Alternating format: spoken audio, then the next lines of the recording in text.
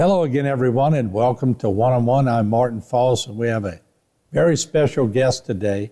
And if you've ever wondered when you could eat at the table, when's the right time to eat, and a little bit about etiquette, when you could use your cell phone, what do you say to the waiters and the waitresses when they're waiting on you? Don't go away. When we come back from the break, we're going to try to teach you a little bit of all that. Well, I'm not going to teach you, but she will. And Mary Berg Chauvin is our guest. It's right after the break.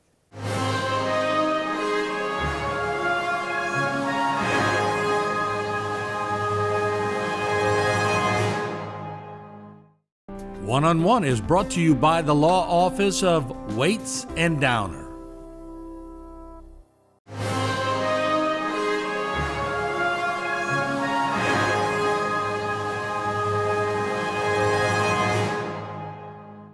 But when did it morph from, okay, let me maybe teach my daughter how to take a step back and let the man open the door, have a little sense of balance?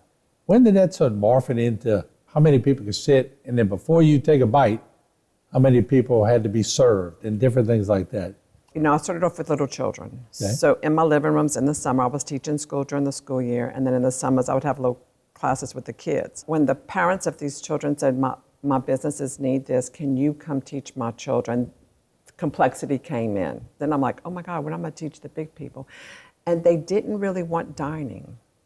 They wanted how to greet people, how to answer the phone, how to make eye contact, how to smile, how to be enthusiastic, how to dress the right way, how to handle conflict, but with peers, because that's what I was teaching their children, all of that, how to give a proper handshake, how to be respectful behaviors. That is where it got more complex. But then I started building those programs and building them and putting them in modules and modulating them out. And then I actually started training, and only word of mouth. I'm just one person with a few people that I pull in as part of my team. The business grew to a national speaking company. I traveled the nation doing this for big companies. That's incredible. And that's something. Yeah. And then my daughter in 2016 had the twins. Yeah. And I'm very much a God woman first, family second. Very much.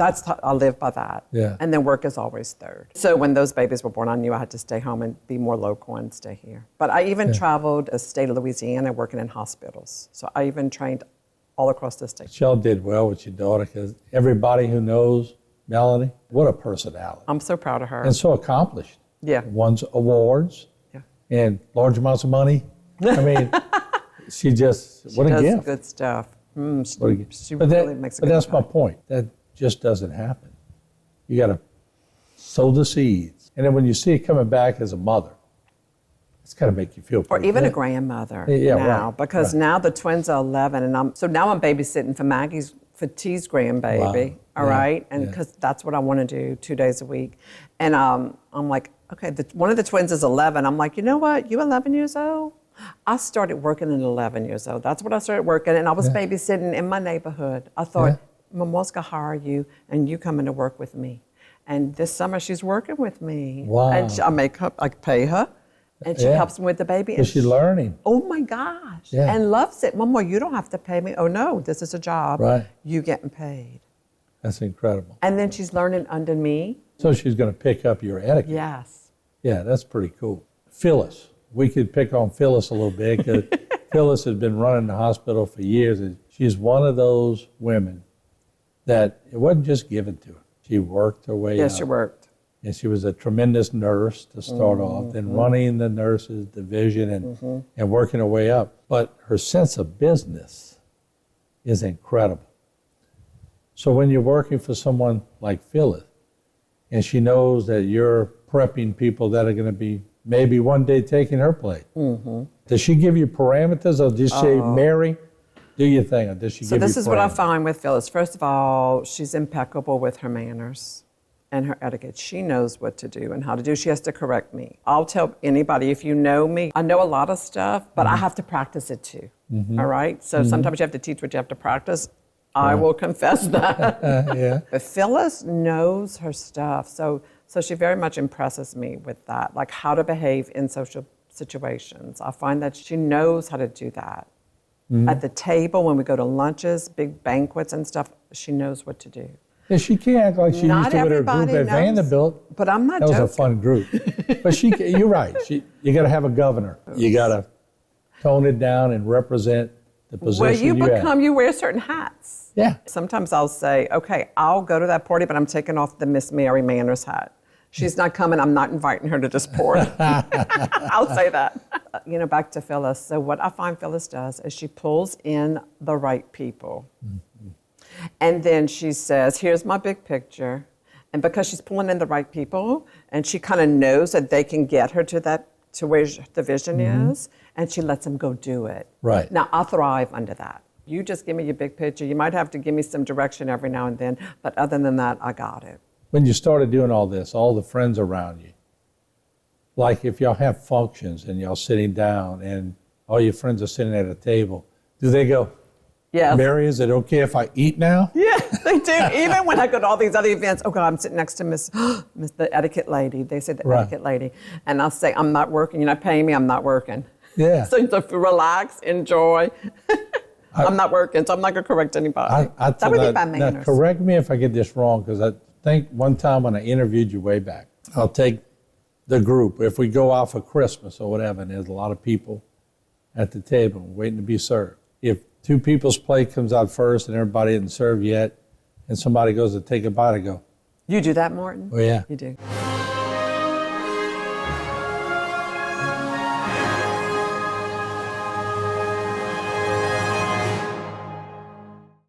For all of your cases, including those with catastrophic significance, call Waits and Downer Law Firm.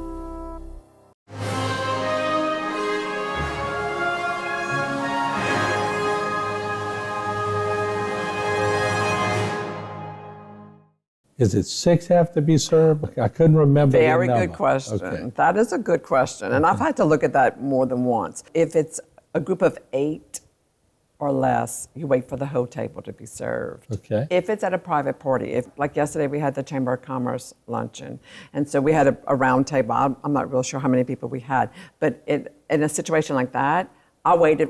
In fact, the whole table did wait. Because They knew you were there. I guess. And I was observing, I'm like, okay, when are they going to eat? But if you go like to a banquet Yeah. where it's a long tables and a big banquet style, and so what you do is you wait for the person on both sides of you to get their plates, and then you can start if it's a big banquet. Okay. But a party of 8 or less, you wait. So if you go to the Hall of Fame banquet where they announce it, Right. and they serve right and left of me, Correct. then we can all eat. That's right. And something else that I like to say about that is, say we have a party and we have just 8 people at the party, and my food didn't come yet, then it is really very kindly looked upon for me, who didn't get her plate yet, to say, y'all eat while y'all food is hot. It's okay to start without me. And so that's a good thing to do. And just for young people who may be viewing, employers look at those things. That's a good point. And so people actually, so I do the dining etiquette training at Nichols. So it's a business dining etiquette class that we do once a year in November. I do it for the students there, or anybody who wants to come, but really for the students. And they have actually sent texts back to me or to Melanie saying, oh my gosh, I went for this big job, like in Baton Rouge with this big company. I went through 3 interviews. The 3rd interview, they took me to eat. And thank God I went to those 3 dining classes, because I knew exactly what to do at the table. And I landed the job because of that. Because you represent in the company. Right. And so you're not just you anymore. You are the company. I am Terrebonne General out and about in our community, right? And so people are watching me. So Mary Chauvin, a Terrebonne General, look, she doesn't know how to eat, or look how good she does. I'm gonna watch her. You can model, the behaviors. Well, I saw Mary getting cracked off on a Budweiser. No, you gotta be conscious. Now there's fun times. Right. There's fun times when you could have a martini or whatever you're going to drink or whatever, but I always tell people just stay in your boundaries a little bit and you'll be fine. So there's a rule for drinking too, Okay. especially in business. And so no more than 2 drinks at any kind of business function where alcohol is being served. Good rule. That's an etiquette rule. Because on that third or fourth drink, you might become someone you're not. On my second one, so I'll just stick to one. What is your favorite drink? Yeah, old fashions. Old fashioned? Mm-hmm. Yeah. I remember a lot of the old timers. I'm not making you old. No, they drank old fashioned. It's an old drink. I remember Mr. Ken Watkins and a few of the other business people would order old fashioned. Yeah. That's the first time I ever heard of that. What's in an old fashioned? Oh. I don't even know. Almost straight whiskey. You never had an old I fashioned? never had one. No. Do you like whiskey? Bourbon? I don't drink as much as I used to, No, but I don't I mean, yeah, I would drink whiskey if there's honey and lemon. Oh, like a little cough Yeah. syrup. Yeah, a little hot toddy. Yeah. Yeah, that would work. And out that does work. Yeah, that would work pretty good. How hard is it for you when you have a client or you have several people coming in and Phyllis or some other company will say, all right, I need you to go in the room and teach my employees etiquette. Do you get a lot of resistance or are they very open about it? No, y'all ready for this? This is great. First of all, I learned over my 22 years of being in business that I cannot convince people to do etiquette classes. They either know they want it or not. Who contacts me is usually the business owners. Yeah. Okay, so or the business owner tells their right-hand man, we need some training. So I don't sell it. Mm-hmm.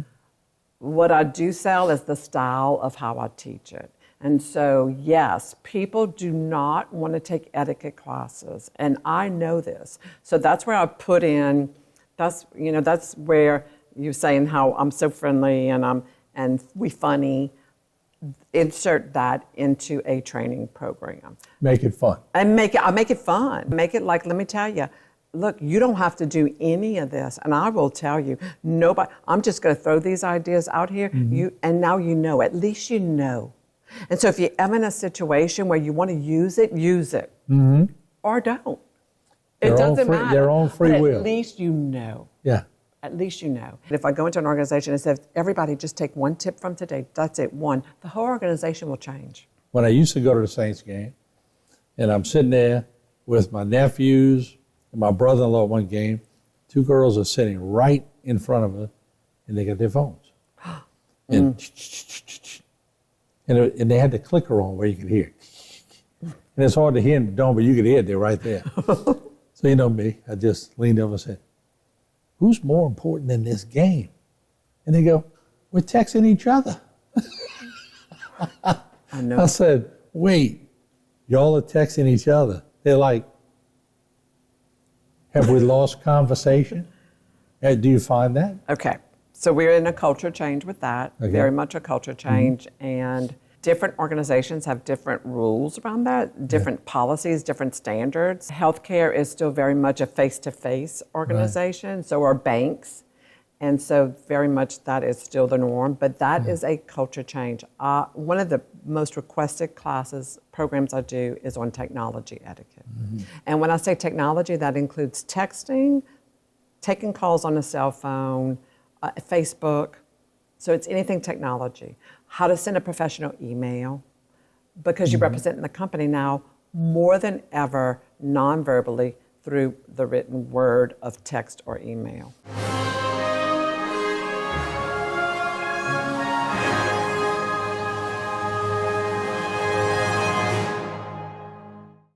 For all of your cases, including those with catastrophic significance, call Waits and Downer Law Firm.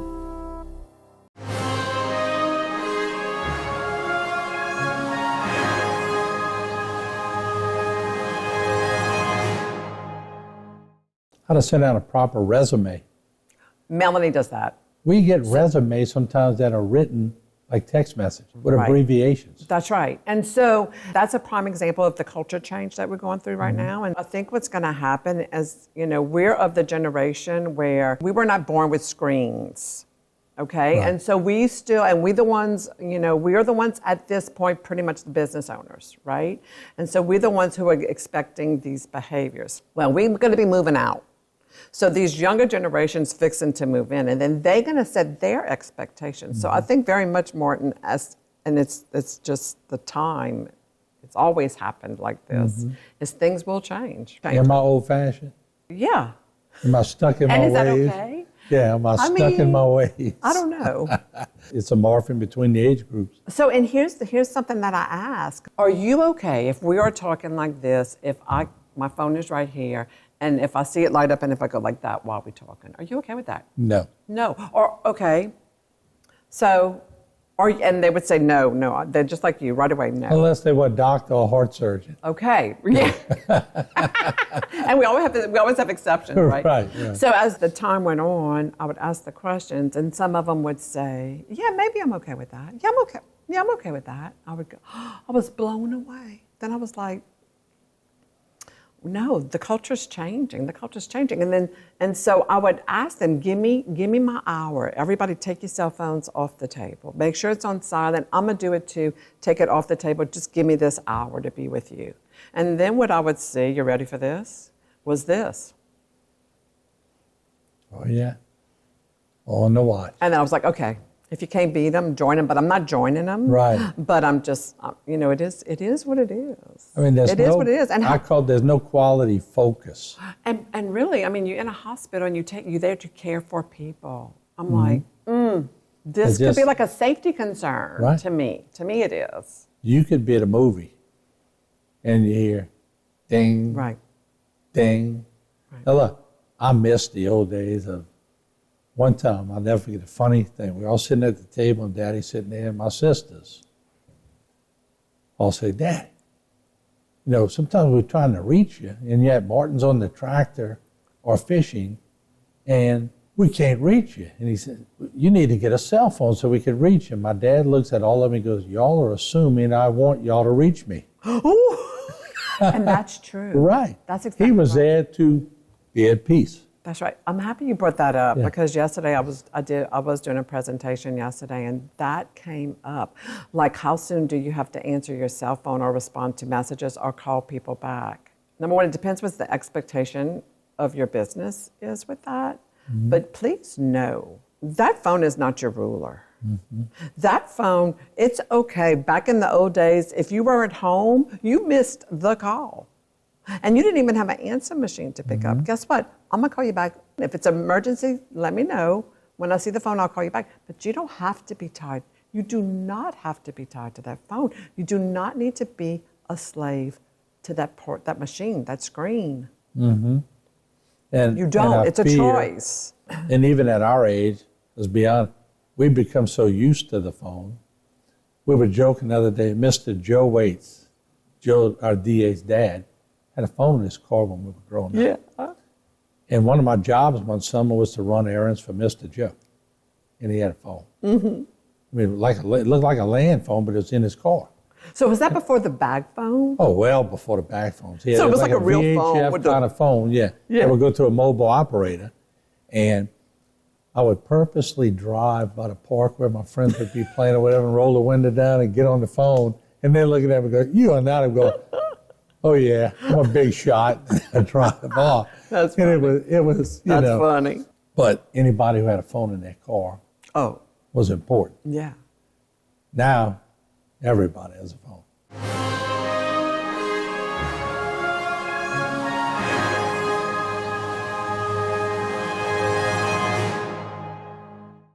For all of your cases, including those with catastrophic significance, call Waits and Downer Law Firm.